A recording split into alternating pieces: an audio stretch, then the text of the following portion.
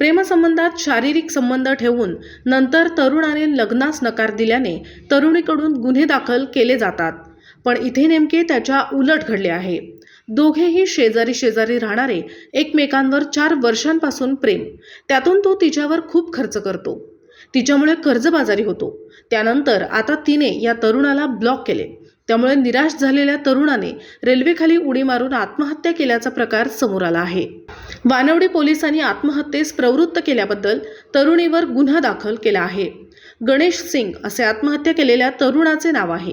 याबाबत गणेश यांची बहीण गौरी कांबळे यांनी वानवडी पोलीस ठाण्यात फिर्याद दिली आहे. त्यावरून पोलिसांनी 26 वर्षाच्या तरुणीविरोधात गुन्हा दाखल केला आहे. याबाबत पोलिसांनी दिलेल्या माहितीनुसार गणेश सिंग हा गोसावी वस्तीत राहिला असून त्यांच्या शेजारी राहणारी तरुणी यांच्यात गेल्या 4 वर्षांपासून प्रेमसंबंध होते. दोघेही सर्वांना लग्न करणार असल्याचे सांगत होते. गणेश हा शेवाळवाडी येथे लक्झरी बस थांबा येथे पाणी बॉटल विक्रीचे काम करत होता. ही तरुणी गणेश याला लग्नाचे आमिष दाखवून त्याच्याकडून सतत पैसे घेत असे. तिला कपडे खरेदी करून देणे, रोज सकाळी जिमला नेऊन सोडणे, घरातील किराणा मालाचे पैसे देणे, हॉटेलला तसेच पिक्चरला घेऊन जाणे, तिच्या मोबाईलचा रिचार्ज मारून देणे असे सर्व खर्च गणेश करीत होता. तिने दुचाकी घेतली, त्याचे हप्तेही गणेश भरत होता. 7 फेब्रुवारी रोजी गणेश हा घरात एकटाच रडत बसला होता.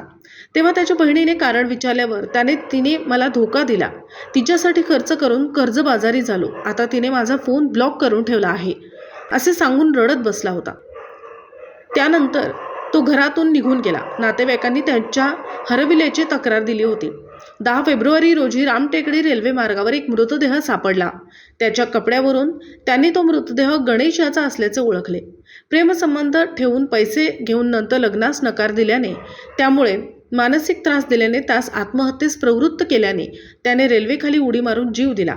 या तरुणीविरुद्ध गुन्हा दाखल केला असून पोलीस उपनिरीक्षक अविनाश शिंदे तपास करीत आहेत.